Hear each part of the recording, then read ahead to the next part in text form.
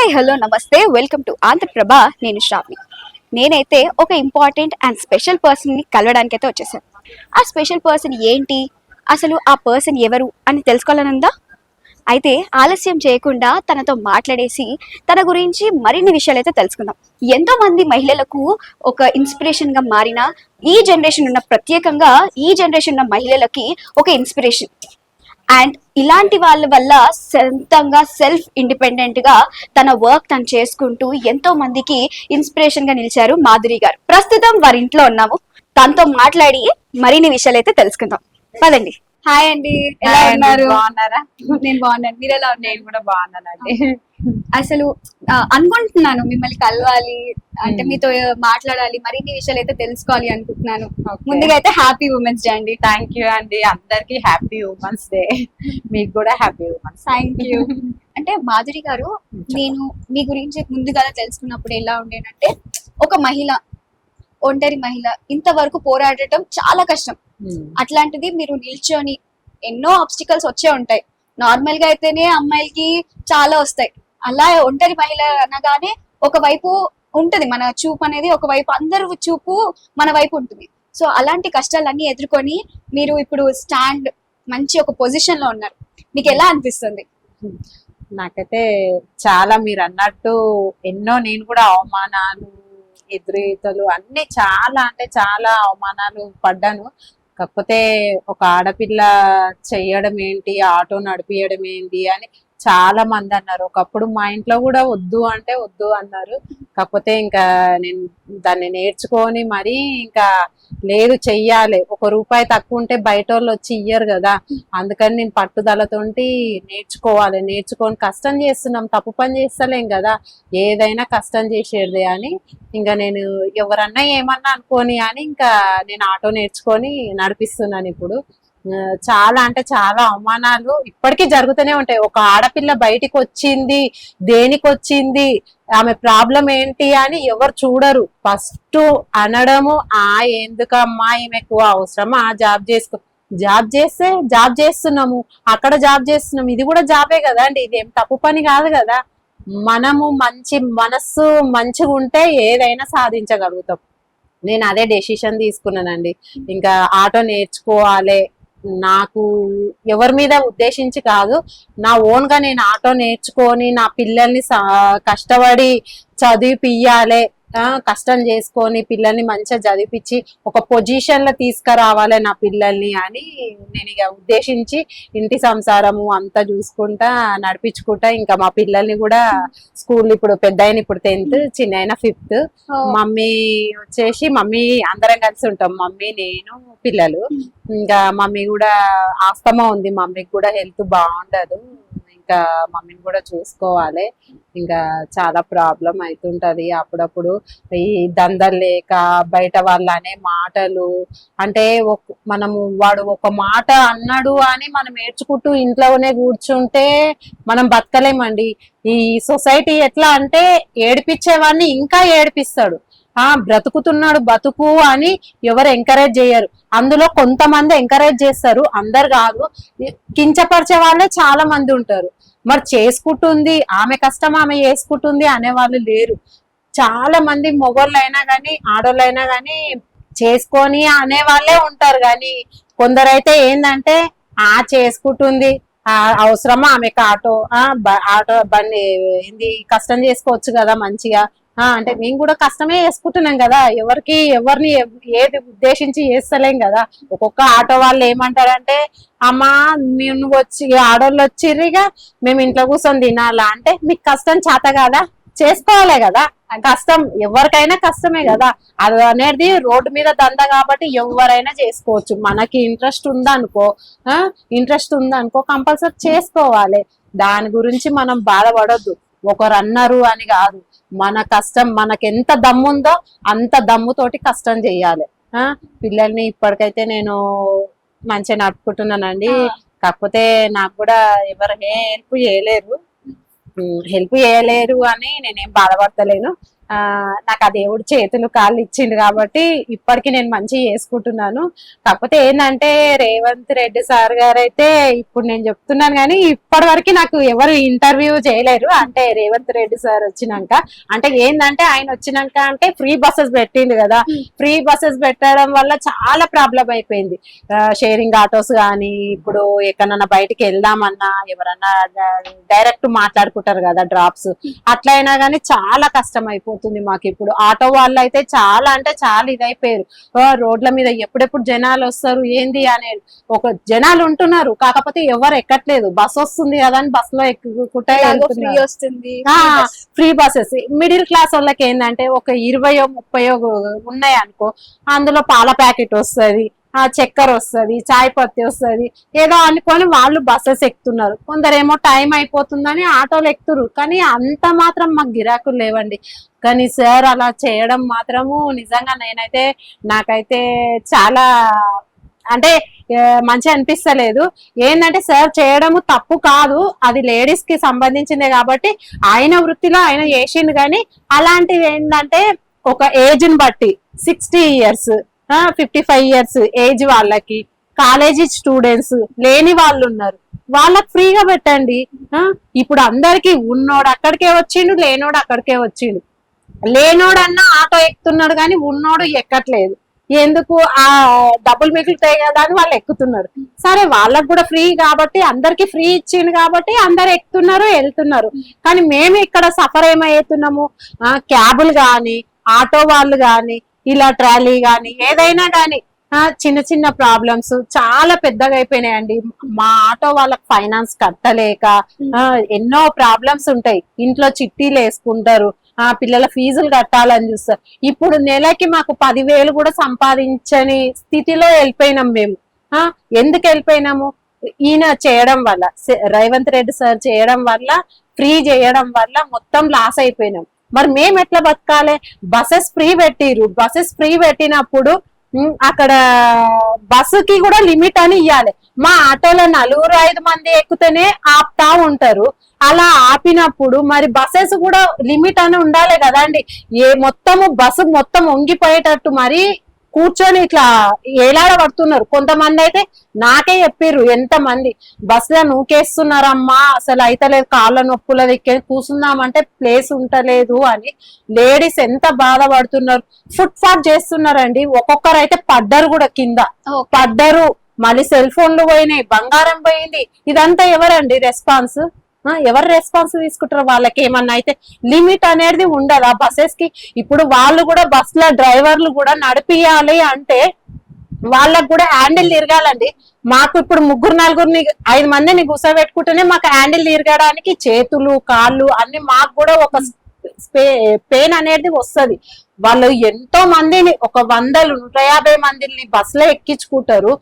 ఎక్కించుకున్నప్పుడు వాళ్ళకు కూడా స్టేరింగ్ అవన్నీ తిరగాలే కదా. వాళ్ళు నడిపించడానికి వాళ్ళు కూడా మనుషులే కదా అండి. ఇప్పుడు గవర్నమెంట్ ఇచ్చిరు కదా, ఫ్రీగా చేస్తున్నారు కదా అన్నట్టు వాళ్ళు కూడా ఎంత సఫర్ అవుతారు వాళ్ళు కూడా అర్థం చేసుకోవాలి కదా రేవంత్ రెడ్డి సార్ గారు కూడా దీని గురించి. ఇప్పుడు నేనైతే చెప్పారు ఏంటంటే లేడీస్ కి అయితే చాలా ప్రాబ్లం అవుతుందండి. జెంట్స్ కూడా అంటున్నారు అసలు మాకైతే మాకు సీట్లు ఉన్నాక కూడా మాకు కూడా లేడీస్ ఇస్తలేరమ్మా, మా సీట్లు కూడా మేము అసలు కూర్చోలేకపోతున్నాం, అస్సలు కూర్చుంటలేము మేము, అట్లా అయిపోయింది మా పరిస్థితి అని అంటున్నాడు. చాలా మంది జెంట్స్ కూడా అంటున్నారు. అంటే మాధురి గారు, మీరు ఎప్పుడు ఆటో అనేది నేర్చుకున్నారు? ఎన్ని ఇయర్స్ పట్టింది మీకు నేర్చుకోవడానికి? ఇప్పుడు ఎన్ని ఇయర్స్ నుండి చేస్తున్నారు ఈ ఆటో డ్రైవింగ్ అనేది? నేను వచ్చేసి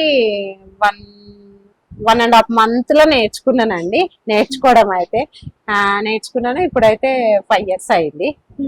నేర్చుకున్నాను, నడిపిస్తున్నాను. 5 years నుంచి నడిపిస్తున్నాను. ఓకే. అంటే ఇప్పుడు మీ పిల్లల్ని తీసుకొని వెళ్ళిపోయిన తర్వాత మీరు అక్కడికి వెళ్ళి ఆటో తీసుకొని మీరు షేర్ ఆటోస్ లో ఉంటారు కదా, మీరు షేర్ ఆటోస్ లో పెట్టుకున్నప్పుడు ఆ షేరింగ్ అమౌంట్ అనేది మీకు సరిపోతుందా?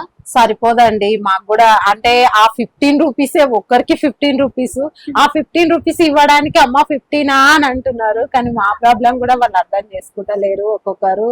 ఇంకా ఈ ఫ్రీ బస్సెస్ వల్ల ఇంకా చాలా ప్రాబ్లం అయిపోతుంది.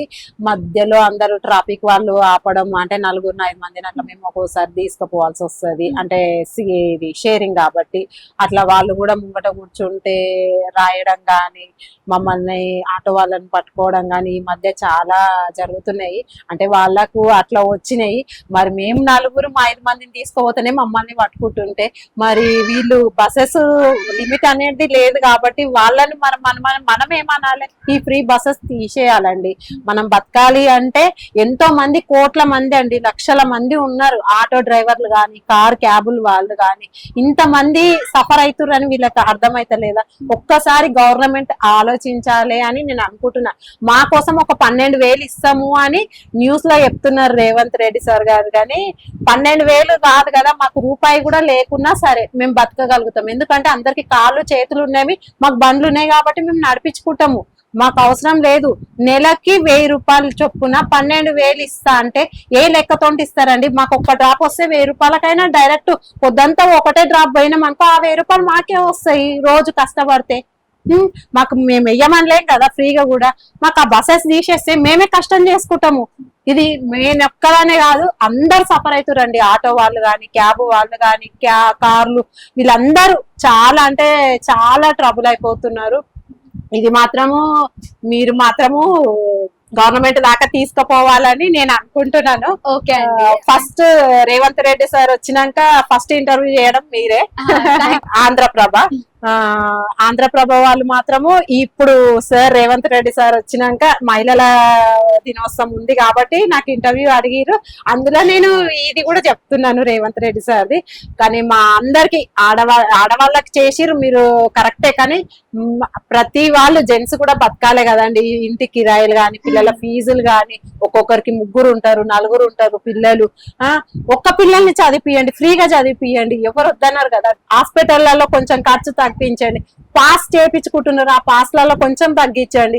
వాళ్ళు ఏదో కొంచెము అడ్జస్ట్ అవుతారు కదా. కొన్ని బస్ కిరాయిలు ఎక్కువ ఉన్నాయి, అందులో తక్కువ వేయండి. ఎవ్వరు ఇది మాత్రం మెప్పుతలేరండి. అస్సలు వద్దు అంటున్నారు. లేడీస్ నా ఆటోలో కూర్చుంటారు కదా, వాళ్ళు చాలా మంది ఇప్పటికీ నేను వాళ్ళతోటి కూడా విన్నాను. వద్దమ్మో ఇది ఆ బస్సు ఫ్రీ వద్దు అని. ఎంత కొట్లాడుతున్నారు, ఎంత గొడవలు అవుతున్నాయి, ఎంత ప్రాబ్లమ్స్ అవుతున్నాయి. చిన్న పిల్లలు అందరు నలిగిపోతున్నారు. పెద్దవాళ్ళేమో బంగారము ఏదో వేసుకొని పోతారు మెడల. ఆ మధ్యలో కొట్టేస్తే ఎవరు బాధ్యులు? నువ్వు ఎందుకు వేసుకున్నావు అమ్మా అని అంటారు. ఇప్పుడు కంప్లైంట్ ఇచ్చినా గానీ వాళ్ళైనా ఏం చేసుకుంటారు? ఏం చేయలేరు కదా. ఆ బస్సు పోయినాక అందులో ఎవరు కొట్టేసిరో ఎవరు కొట్టేయలేరు కూడా తెలియదు కదా.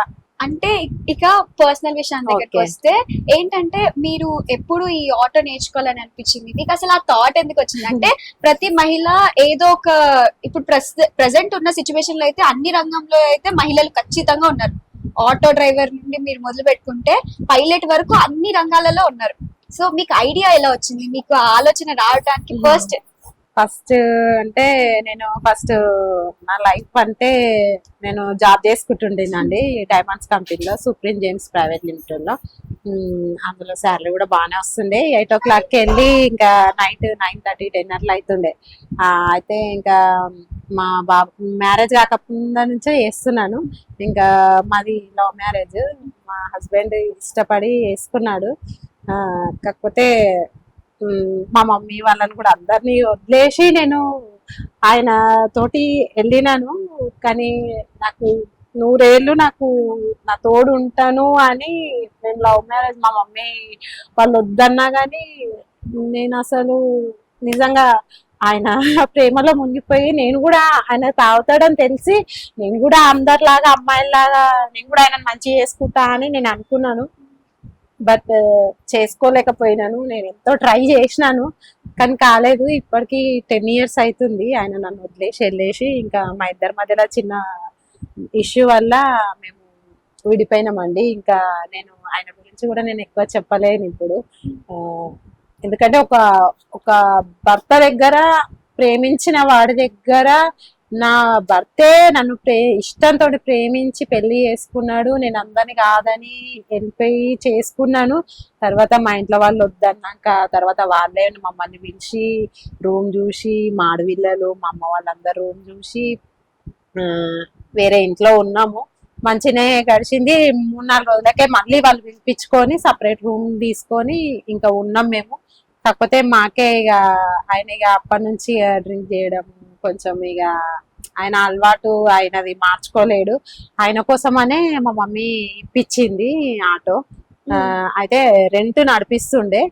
అయితే రెంట్ వద్దమ్మా, రెంట్ అయితే ఎక్కువ, మనకే ఎక్కువ పైసలు మిగిలిపోతాయి కదా, ఆ కిరాయి పైసలు కూడా మనకే మిగిలిపోతాయి కదా అంటే ఇంకా మా మమ్మీ వంట పని చేస్తుండే. ఆ మేడం దగ్గర తీసుకొని ఆ మేడం ఇచ్చింది 50,000. ఇంకా అది లోన్ లో పెట్టి తీసుకున్నాము. తీసుకున్నాక ఆయన 1 మంత్కే ఇంకా 1 వీక్ చేసిండు బాగానే. 1 మంత్ నుంచి ఇంకా స్టార్ట్ అయింది ఇక, అంటే ఇక తాగడము, ఫ్రెండ్స్ లో కొంచెము ఇక తాగడము అట్లా ఉంటది కదా. ఇక వద్దు, ఇక అమ్మేసేద్దాం, దంద అయితలేదు, అది ఇది అయితలేదు అంటే, అది రోడ్డు దంద ఎందుకు కాదు, ఇప్పుడు అంటే ఫ్రీ బస్సెస్ ఉన్నాయి, అప్పుడైతే ఇంకా బాగానే అయింది కదా. ఎందుకు అయితలేదు, ఇన్ని రోజులు అవుతుంది అవుతుంది అన్నాకనే ఇప్పించినాము. 1 EMI కూడా కట్టలేడు, 1 మంత్ EMI కూడా కట్టలేదు.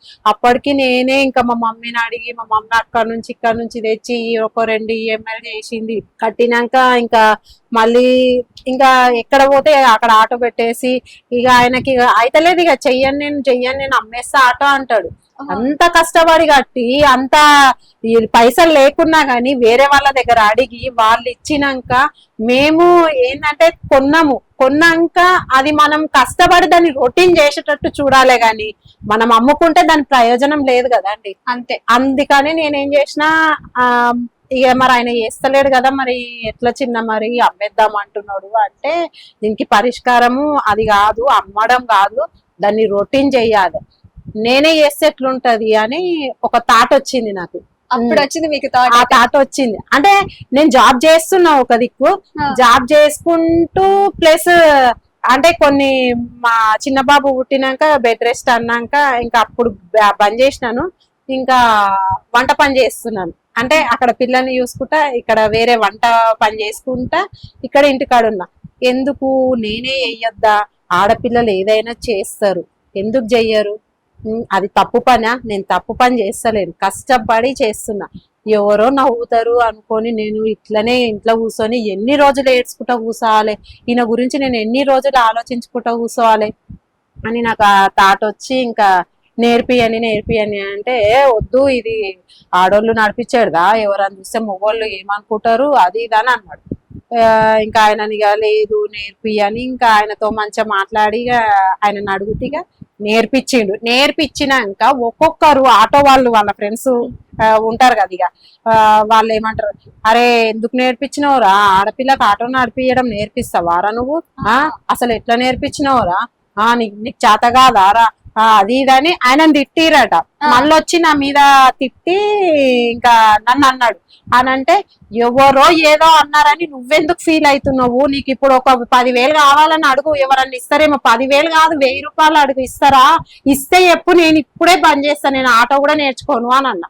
అంటే నీకు వేరే పనులు ఏవో అమ్మ జాబులు అని అంటే, జాబులు ఉన్నాయి, ఇట్లా చేసుకుంటా కూర్చుంటే నా పిల్లల్ని ఇక్కడ చూసుకోవాలనా, లేకపోతే నేను అక్కడ జాబ్ పోయి అక్కడ టెన్షన్స్ తో ఉండి జాబ్ చేస్తానా, నేను చేసేంత శక్తి కూడా లేదు నాకు. అప్పుడు అక్కడ టెన్షన్స్ పెట్టుకొని ఇక్కడ పిల్లలు వచ్చిరా రాలేరా అని వాళ్ళని చూసుకొని ఇంట్లో ప్రాబ్లమ్స్ చూసుకొని నేను ఎక్కడి వరకు చూడాలి, ఇంకా ఎన్ని రోజులు కష్టపడాలి అని అంటే, లేదు వేరే జాబ్ చేయి. వాళ్ళ కొంతమంది తెలిసిన ఫ్రెండ్స్ కూడా పిలిపించి అడిగితే నేను నేర్చుకుంటాను అని అంటే, మా వీళ్ళ వాళ్ళని కూడా అడిగితే వద్దు అన్నారు, మా మమ్మీ వాళ్ళను మా బావని కూడా అడిగితే వద్దు అన్నారు, మా అక్కను కూడా అడిగితే వద్దు అంటే, నేను తప్పు చేస్తలేను కదా దేనికి అంటే, ఎవరో రోడ్డు మీద మంచిగా ఉండరు బేట, తాగుతోళ్ళు వాళ్ళు వీళ్ళు ఉంటారు, ఏదో ఒక మాట అంటారు అంటే, మనం తప్పు వాడు అంటుంటే కుక్కలు మొరిగినాయని ఊరుకుంటా మమ్మీ, నేను కుక్కలు ఆడ మురుగుతుంటే ఇట్లా చో అని కొట్టినా పోతలేవు, నేను దులుపుకొని పోతున్నా అంతేగాని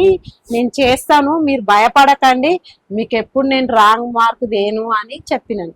ఇంకా ఆయనకి ఇక బతిమిలాడితే సరే అని నేర్పించినాక సగంలో ఏమైంది, రివర్స్ కటింగ్ నేర్చుకోలేను.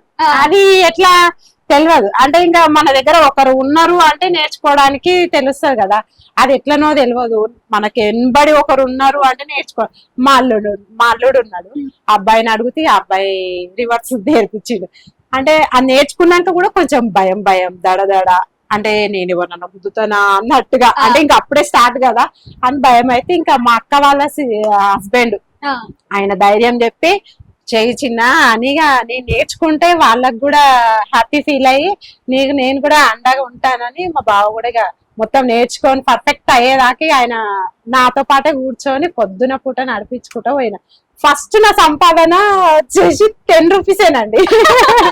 10 రూపీస్ నన్ను చూసి, అంటే ఫస్ట్ లో కొత్తలో కదా భయపడ్డారు అందరు చాలా. అంటే కొత్త అంటే నేను కూడా ఇన్ని రోజులైంది అన్ని రోజులు చెప్పే, ఎన్ని రోజులైందమ్మా నేర్చుకొని అంటే 2 రోజులు 1 రోజు అనేసరికి వాళ్ళు ఇంకా టెన్షన్ పడతారు. అంటే నడిపిస్తుందా ఏమన్నా చేస్తుందా అంటే నడిపిస్తాను అని అప్పుడు కొంచెం కొంచెం మెల్ల నడిపించుకో 10 రూపీస్. తర్వాత సెకండ్ 350 రూపీస్ చేసిన, 350 చేసిన, హ్యాపీ ఫీల్ అయినా. ఆ 10 రూపీస్ కూడా హ్యాపీ ఫీల్ అయినా అండి. అరే 10 రూపీస్ సంపాదించిన అంటే రేపు ఇంకా సంపాదిస్తారేమో. రెండో రోజు 350, అట్లా 400, 500 అట్లా రొటీన్ అవుతుంటే నాకు ఇంకా చెయ్యాలన్న కసి ఇంకా పెరిగింది. అంటే మనం కష్టపడేది ఏంటంటే హ్యాపీగా చేయాలి. ఏదైనా కష్టం చేసేది హ్యాపీగా చేస్తే ఎంతో అనుభూతి ఉంటది, హ్యాపీగా ఉంటుంది. అంటే 10 రూపీస్ మీ సంపాదనతో మొదలు పెడితే ఇప్పుడు మీరు ఎంత సంపాదిస్తున్నారండి? అంటే అంతకు ముందేమో ఒక 1200, 1000, ఓసారి 1500 అట్లా అవుతుండే. జస్ట్ ఇప్పుడు ఫ్రీ బస్సెస్ సైన్స్ అంది చాలా కష్టం అయిపోయిందండి. 400 కూడా 300 కూడా కష్టం అయిపోతుంది మాకు. ఎందుకంటే గ్యాస్ ఎంత ఉంటుందండి? నాకు వచ్చేసి ఇప్పుడు 45,000 అవుతుందండి ఖర్చే ఇంట్లో. మా మమ్మీని చూసుకోవాలి, ప్లస్ పెద్ద ఆయనకే 6,000, ఆయనకి ఇప్పుడు 10th, ఆయనకి 6,000 కట్టాలి పర్ మంత్. చిన్న ఆయనకేమో 327, 2,700 ఆయనకు కట్టాలి. ఇంటి రెంట్ 5,000, ఒక 6,000 అనుకోండి. ఇక కరెంట్ బిల్లు, బోర్ బిల్లు అవన్నీ కలిసి ఇంకా చిన్నగా ఇంట్లో ఖర్చులు ఉంటాయి కదా, ఈఎంఐ అవన్నీ కట్టుకునేసరికి చాలా ఇబ్బంది అయిపోతుంది ఇప్పుడైతే.